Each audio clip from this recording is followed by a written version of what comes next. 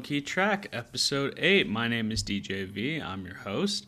And on today's episode, we're going to be looking at Michael Kiwanuka and his album Small Changes. So for those who don't necessarily know who Michael Kiwanuka is, he's a singer-songwriter and producer originally from London. His debut album, Home Again, went gold in the UK, and then his follow-up album also went number one after it came out. What he's most known for is his song Cold Little Heart, and how it blew up because it is the theme of the HBO show Big Little Lies. And he's also worked extensively with Danger Mouse, who some of you may know as one half of Gnarls Barkley, or the song Crazy. His most recent album, again called Small Changes, came out this past November. The reason I'm choosing this album for today's episode is I have been listening to this album quite a bit. Currently, I'm in the process of just rebuilding bits of my life, and this album has been helping me stay focused as I'm going about that.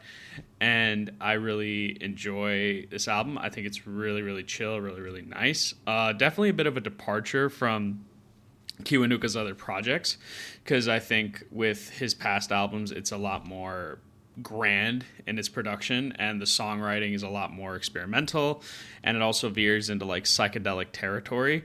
But this album is incredibly stripped back and incredibly chill compared to his previous albums, and I think that's kind of why I like it. I kind of like the chill sound here, and I really enjoy what Kiwanuka's going for on here with this songwriting. Not like, it's not crazy experimental, it's not crazy like cinematic, but it has this calmness, this airiness to it, and it also helps really put the human condition into perspective. I think what I really like about it is it's clearly a guy who's very happy with his life right now, very content.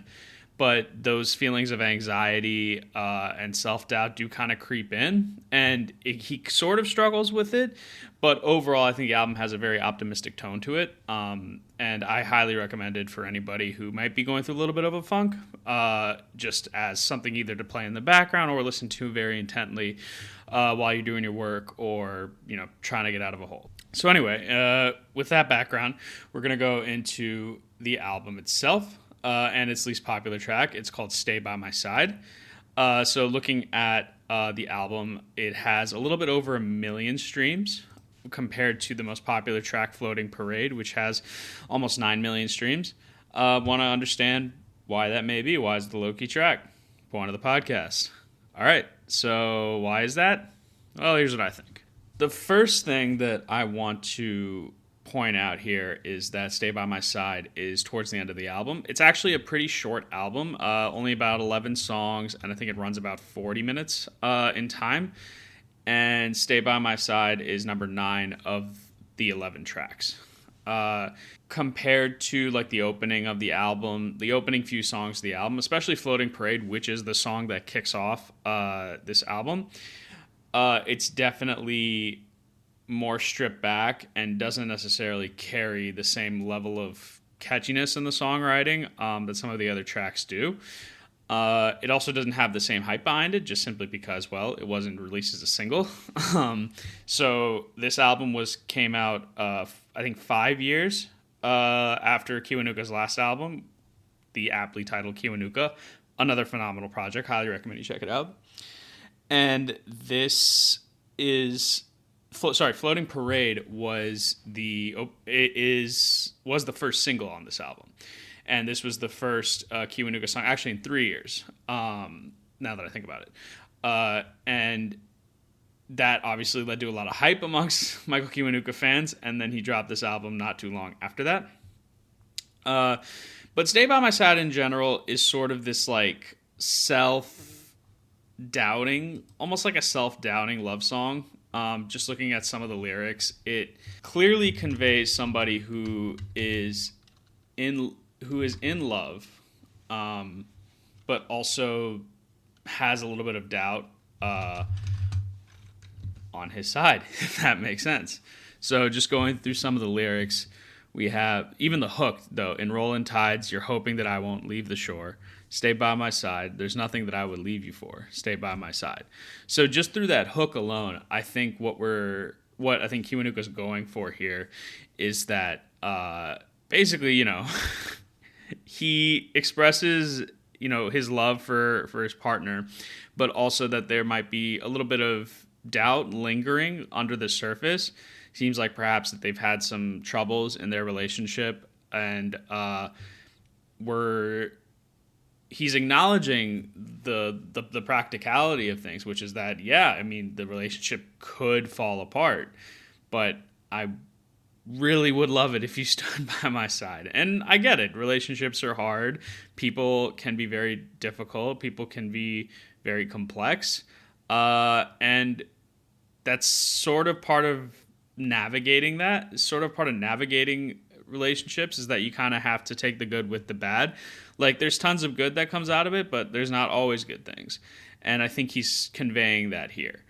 The other thing I'll say is that with this song, production aside, which I think is a part of the reason why it might be the low-key track, just because I think it's a lot more stripped back and it doesn't have anything like super earwormy or catchy or notable compared to some of the other songs. Like, I think Floating Parade has like a really good intro, and that melody is exquisite.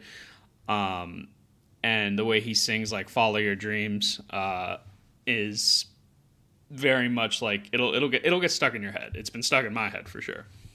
But going back to specifically Stay By My Side, the production, I don't think it's as immediately, I'll say, present as some of the other tracks. So it is definitely a big change, ironically, because the album is called Small Changes. It is a bigger change from his previous projects because he took the subject matter that he was going through, like his grief and depression and mental health and his anxiety, and he created this whole bombastic landscape, like on Kiwanuka, for example. And now this album is a lot more reminiscent. It feels like he was listening to a lot of like Bill Withers, Otis Redding, probably some Marvin Gaye. Just very much that like 70s soul music, and he fused it with his like indie roots to create this album. And what I thoroughly like enjoy, I mean, I am a fan of 70s soul music. Like, I love Otis Redding, for example. It's cliche, but Sitting on the Dock of the Bay, legitimately one of my favorite songs ever. And I really like that he took a lot of the elements of 70s soul, just in terms of subject matter and the way the production is laid out, and tried to infuse it with his own sentiments and his own songwriting, and put out something that is clearly indicative of happiness with a little bit of tension underneath the surface. I won't say a ton of tension. I don't think it's enough to be like, oh, okay, he's clearly not in a good headspace. I think he is in a good headspace. I know that I know that he's married. He's got a couple of kids. He has a family now, and he's living his life that way. So he put this out, I think, as like a perspective album, and an album which you can potentially learn from, or he could potentially learn from, just based on the experiences that he's going through. And I think that's why I really enjoy this album, is because it's clear that he saw the reception and stuff that his fans gave, like Kiwanuka and the albums that came before it, but he wanted to kind of go into a different direction and evolve his sound. And ultimately, I'm a firm believer that that good art comes from a true place, regardless of like the sound overall. And I think this is what Kiwanuka's mindset was when he was making this album. And when you're looking at how an artist creates art, they create it for themselves first and foremost. I don't think you should create it with an audience in mind. I think you should create it with yourself in mind, and the audience will come. And I think all 11 of these tracks are reminiscent of that.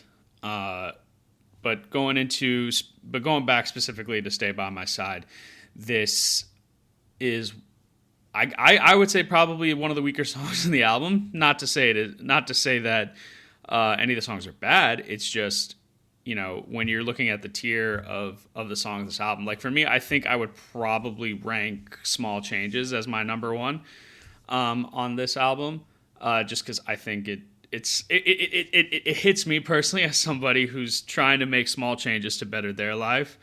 So I think that's why it resonates with me the most. But he does do some experimentation, like Lowdown, where he goes from part one into part two of the instrumental, and he's expressing that self-doubt and how people think that he's basically like a stranger, and everyone thinks he's weird. And I think anyone who is human has dealt with potentially thinking, oh, what if they don't like me? What if they think I'm too weird or too this or too that? And that feeling is pretty universal, and I'm glad that he took the time to address it and beautifully convey it with his signature songwriting abilities. And I think this is also just a great album you could play while you work, or study, or whatever task that needs a little bit of focus. Put this album on in the background. I promise you will enjoy it. So I think kind of took a bit of a different change from previous episodes where I'm talking more about the low-key track. But I think the album overall is great. And the reasons that I listed are the reasons why I think Stay By My Side is the low-key track of the album. Of course, if this is your personal favorite song, that's awesome. As I've always said, the purpose of music is to build a connection with yourself, and figure out the best way to express yourself at the highest level. And it's just a helpful tool to assist you as you navigate life. So thank you guys for listening to the 8th episode of Low Key Track. This is available wherever you get your podcasts, and you can follow me on social media at Low Key Track and at the Fake DJV, where I post DJ content as well as some upcoming producer content. And until next time, I still gotta watch Big Little Lies.